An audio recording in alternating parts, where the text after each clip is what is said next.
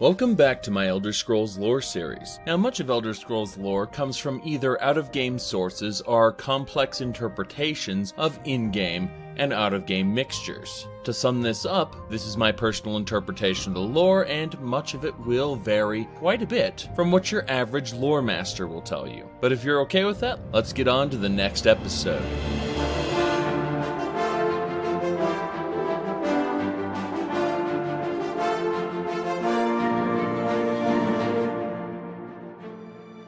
Morrowind culture and the living gods.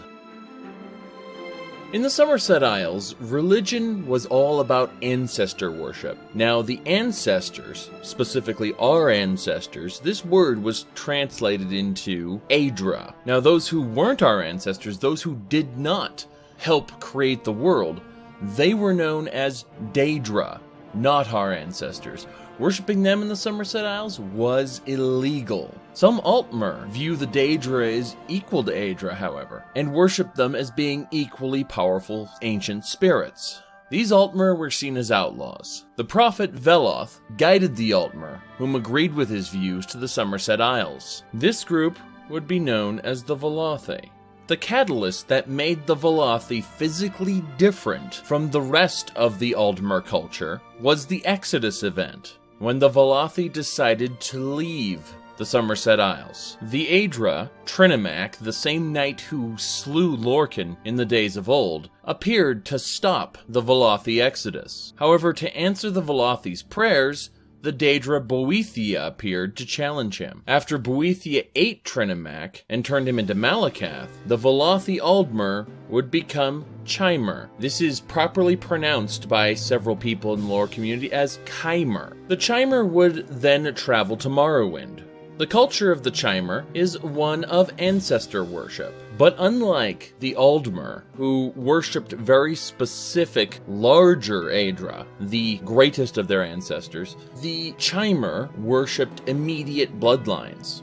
An example would be one's father and mother, one's father's father, one's mother's mother, going back as far as memory allows. And in fact, they had magics to summon their ancestors' ghosts in order to find out who their further ancestors were, so that they could be properly worshipped. But ancestor worship wasn't the only key to Chimer culture. You see, whilst they also worshipped their own ancestors, they revered, looked up to, and aspired to become like the Daedra that the Aldmer rejected.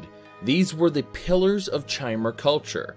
They were known as the Anticipations, the three good Daedra. Boethiah, the ruler over deceit, plots, assassinations, and the overthrow of authority.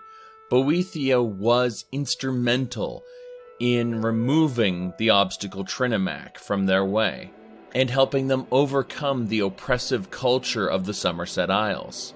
In this sense, Boethiah was one of their most honored, because in a culture where their true worships were banned, it took deceit and the overthrow of authority in order for them to achieve their ideal culture. In other parts of the Empire of Tamriel, Boethiah has been shown as a female. However, in Morrowind, a majority of Boethiah worshippers see Boethiah as a male. The reality is that Daedra do not have a biological sex, but rather choose to appear based on their worshippers. That is why some Boethiah shrines depict Boethiah as a woman, others depict Boethiah as a man, but this duality will be referenced later. The second of the Anticipations was Azura, goddess of the dawn and the dusk, and the magic of twilight. It is thought that all the dead pass through the twilight in order to make their way through to the outer realms. She is seen more as a cosmic force that cannot be stopped, something akin to fate, a being that is cruel but wise. It is believed that destiny is what put the Chimer where they are today. Finally, the third main pillar of Chimer society was known as Mephala. She was the web spinner, the teacher of secret arts. She embodies the concepts of both seduction and murder as well. In order to exist as an underground cult, in the Somerset Isles initially, as they were. They needed these things. Seduction, murder, lies, deceit, mistruths spun from truths. It's Mephala that allowed them to exist as this underground culture, and it is Mephala that allowed them to continue to exist in their new land in Morrowind. It is because of Mephala's influence that these people would plot amongst themselves as well. So Mephala's influence could be seen as both creative and destructive, but regardless, it is a pillar, a foundation of their society. Now, in addition to worshipping these 3 good Daedra, the Velothi Chimer also had 4 Daedra which were seen as bad. They were known as the 4 corners of the House of Troubles. Mehrunes Dagon, the one who caused revolutions and upheavals, disturbing the order of society. Malakath, which is the god of the orcs, but also the incarnation of Trinimac, who nearly stopped them from leaving the Somerset Isles in the first place. Molag Bal, the great corrupter and tainter, the one who attempts to inject his foul bloodlines into Chimer society. And finally, Lord Sheogorath, Prince of Madness, for madness runs contrary to the type of order they were trying to establish, but more so, the destructive nature that madness can take on, where he tore a woman to shreds just so that he could make music from her bones. The teachings of Saint Veloth condemned these Daedra as bad, but at the same time, they were also glorified in a way that their purpose was to test the faith of mortals. In other words, Chimer were taught to reject these people, and that in rejecting their temptations, their offerings, that they would be made stronger and more complete people by doing so. With this established religion based on ancestor worship and the worship of the good Daedra, it was during these early years the Velothi would have a period of relative peace. They ended up establishing major cities during this time. The Velothi brought with them a high society, the kind one would expect coming from the Somerset Isles. The sprawling Daedric ruins present in Morrowind are a testament to the Velothi high culture that took their worship to the most extreme. Unfortunately, several generations after the passing of the prophet Veloth, the high culture would deteriorate, and eventually the Velothi would devolve into tribal cultures. Although an occasional Velothi tower would exist as a testament to the high magical thinking of their elven ancestry, these were an extreme rarity amongst the colossal number of people scattered as nomads. Although each group managed to hold on to its Velothi roots in one way or another, there was a colossal contrast between the trading groups that would evolve into the great houses of today, and the Ashlander barbarians that would go out into the wilderness where no one would ever bother them. Although the subterranean dwelling race known as the Dwemer occasionally came into conflict with the surface-dwelling Velothi, it wouldn't be some time later that the Dwemer and their freeholds began to make a push for the surface.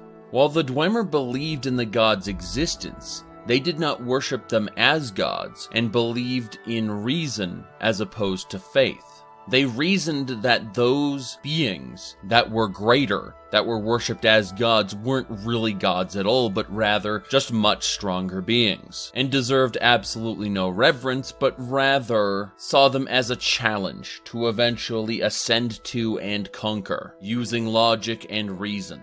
This came into sharp conflict with the Chimer's way of thinking, which was through reverence and worship, following the gods' examples, rather than trying to defeat them.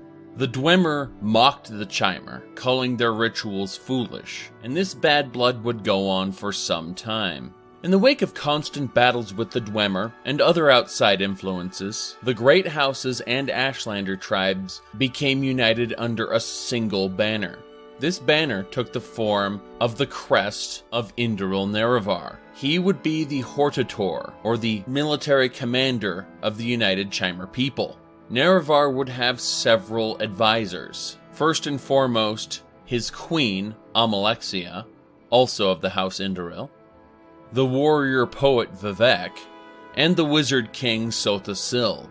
Together they fought the Dwemer. However, due to an invasion from the Nords of Skyrim, much of Morrowind's mainland was lost. This prompted Dumak, Dwarf King of the Dwemer, and Indral Nerevar to put aside their differences. They called their united country Resdayn. This would be the first name Morrowind was truly given. Dumak, Dwarf King, his assistant Lord Kagrenac, Lord Nerevar, and his 3 counselors formed what would be known as the First Council of Resdayn. Indral Nerevar and Dumak Dwarf King cultivated a close friendship forged in battle, and this friendship would have led to a true unified Morrowind. However, the tonal architect, known as Lord Kagrenac, had other plans. Dumak Dwarf King was wholly ignorant of what Kagrenac had been doing. Nerevar's queen and his generals all told him to claim the land for his own, but Nerevar wouldn't listen and wished for only peace. That is until Lord Nerevar's other friend, Dagoth arrived. House Dagoth discovered the source of the secret power of the Dwemer, the heart of Lorkhan. The reason Dumak Dwarf King's people did not age was in fact the power of that heart. For the tonal architect Lord Kagrenac was usurping its power, using special tools he had created to tap into the heart's power. Tonal architecture is an unknown art by which the world itself is a song. Reality itself, the entire string of the world, can be interpreted as a piece of music, and a tonal architect will insert notes into that song artificially, thereby altering reality on a fundamental level. It was literally the science behind magic, something Lord Kagrenac had started to master. And it was discovered that Lord Kagrenac was creating a new god so that the Dwemer could claim the land for their own. Nerevar went to Dumak and asked his old friend if what Dagoth said was true, but Kagrenac and his high priests had been keeping it a secret from their king. Had Nerevar not been as pious as he was, he would have taken Dumak's word that nothing was going on. However, he instead made a pilgrimage to the shrine of Azura, and Azura confirmed everything and told Nerevar the Dwemer should be destroyed, not for the Chimer's sake, but rather for the whole world's sake. When Nerevar returned to his generals, there would be war. Nerevar gave Dumak one last chance to give up the worship of the Heart of Lorkhan. This fundamental misunderstanding, both Dumak and Nerevar did not want war, but Nerevar believed Dumak a liar, and Dumak believed Nerevar to have forgotten their friendship. And so the war began. While Nerevar's counselors held Nerevar's banner high on the field of battle, keeping the Dwemer armies distracted, while he snuck into Red Mountain with Dagoth. There in Red Mountain, Dumak Dwarf King and Nerevar both struck each other grievous wounds. Meanwhile, Dagoth confronted Kagrenac and nearly slew him. Taking the tools, however, Kagrenac struck the heart of Lorkhan, and at that moment, every Dwemer who was present in Nirn at the time ceased to exist, their entire race gone. The prevailing theory of this roots back to episode 2 of the lore series. This heart is the heart of the world, for one was made to satisfy the other. Although Lorkhan had been killed that day, and was actually dead as a person, his presence as a divine being and his divine powers remained within his heart, for it was the heart of the world, and for as long as the world would exist, so too would his heart. There is a fundamental understanding that one has to make. All is one. However, when one comes to this conclusion and understands that they are a part of everything, that everything is a part of them, that all is connected, when one is forced to see this truth, and one is not mentally prepared for it, they literally lose their physical form and become absolutely everything. They become all things, and all things become them. In essence, they simply cease to exist at that moment. This is the foundation behind the zero-sum theory, where directly connecting themselves to the heart of Lorkhan forced them to confront that truth, and that truth destroyed them, because they were not mentally prepared for it. That is the prevailing opinion. However, there is another, much more in-depth and fairly well convoluted idea that they became the skin of the Numidium. You see, the Numidium itself was to be the new god that the Dwemer created, and it was to be an instrument of the Dwemer that acted as the other gods did. But it was to be a god under Dwemer control. So for some time, it is assumed that Lord Kagrenac had been infusing the Numidium with divine essence from the heart, and in attempting to avert his own death, and possibly the deaths of all other Dwemer, he connected the Numidium to the Dwemer, using the heart of Lorkhan as a conduit. It is already fairly well known that the Dwemer had abnormally long, or even not limited lifespans, due to Kagrenac's tampering with the heart. Barring illness or injury, the Dwemer were more or less immortal because of Kagrenac's tampering. So we can conclude that all of the Dwemer were connected to the heart in some way already. Whether they were forced to acknowledge the fact that they were part of everything and therefore became everything, and from our limited perspective they ceased to exist, or whether they became part of the Numidium itself, became part of the divine skin covering it. The truth behind this is not known, and the disappearance of the Dwemer will be one of the points that people argue about for a long time to come. However, what we're here to talk about is not the disappearance of the Dwemer, but rather what came afterward. For Nerevar was mortally wounded at Red Mountain. To one account of history, he died there, to the wounds dealt to him by Dumak Dwarf King. But to another account, he recovered and left his friend Voirin Dagoth, that is Dagoth there to guard the heart. When he returned, Dagoth had gone mad, and he and Dagoth struck each other down. In the presence of Vivek, Amalexia, and Sotha Sil, he made them all swear never to use the heart of Lorkhan. And while initially they kept their oath, Sotha Sil began to research the profane tools of Kagrenac anyway, and seduced Amalexia and Vivek into using them.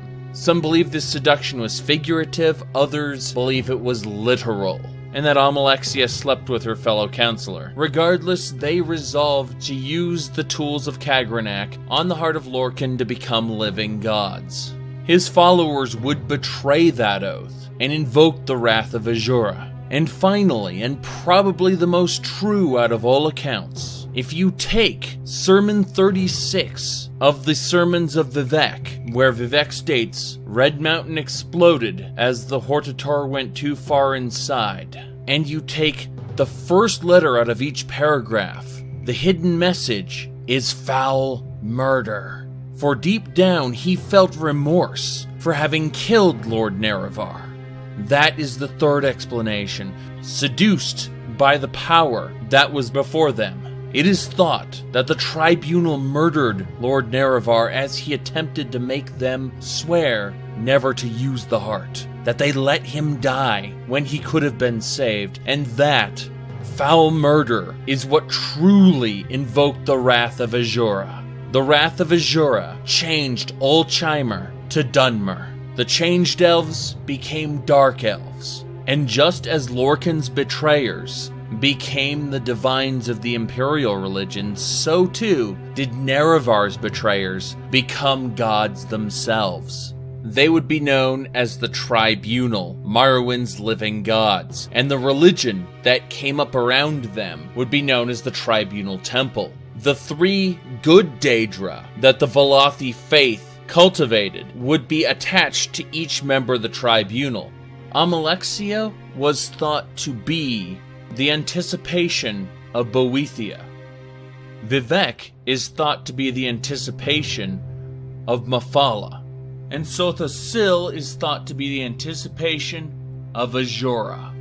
Thus, by piggybacking the existing Velothi religion, they were able to legitimize themselves as gods, Together, their power was unrivaled. When the Daedric prince Mehrunes Dagon was summoned, they defeated him and banished him back to oblivion. When the Akaviri invaded, they flooded Morrowind and granted water breathing to all Morrowind citizens, so that they would survive but the Akaviri would drown. When Sheol-Goroth sent a moon to crash into Vivec's city, Vivec used his divine powers to prevent the moon from crashing. To maintain their divine powers, the living gods would return to Red Mountain once a year on a pilgrimage, which the people believed was to honor Lord Nerevar, but in reality was to refresh their powers at the heart of Lorkhan. They would do this once a year for years uncounted until the revival of Dagoth. When Dagoth returned, they were no longer able to refresh their powers, and so they became dependent on the people's faith. For as long as the people believed in them, they would be able to maintain their divinity. However, as Dagoth power grew and his influence spread amongst the consciousness, the people's faith began to wane, and with that, the power of the Tribunal began to fade. In an ambush at Red Mountain when attempting to renew their powers, Alexey and Sothasil were wounded, and 2 out of the 3 divine relics were lost, Sunder and Keening. However, the key to these relics was a bracer known as Wraithguard, which allowed the tools to be used without instantly killing their wielder. And so a stalemate ensued, as the Tribunal, the 3 living gods of Morrowind, erected the Ghost Fence, a barrier to keep in the abominations that Dagoth produced within Red Mountain. The people were now dependent on their living gods to keep them safe. Vivec went into seclusion, holding the only thing that stood between Dagoth and complete victory, Wraithguard. Although visions sent from Azura spoke of the Nerevarine prophecies, a Lord Nerevar reborn, the Tribunal Temple would flatly reject this as heresy against the true living gods of Morrowind. A series of politics began to form, where dissonant priests believed that the Tribunal were false gods, and that Nerevar would come to punish them. And so from time to time, a failed reincarnation, known as a failed incarnate, would come to challenge the Nerevarine prophecies and become that hero. Every failed incarnate was used as justification to denounce the dissonant priests as criminals, as heretics. But to the dissonant priests, each failed incarnate was proof that they were coming closer to a true incarnation, a true reincarnation of Lord Nerevar. This is something the living gods of Morrowind rejected, for it would mean their end. But as for the fate of Morrowind, that is a story for another time. If you like this video, give it a like, and please, either way, leave a comment. I intend on doing more lore videos in the future, but they will likely be on varied topics, and maybe a little shorter than this one. Either way, thanks go out to my editor, Thomas, for making this video possible. Check the links on screen for more content, and I will see y'all next time.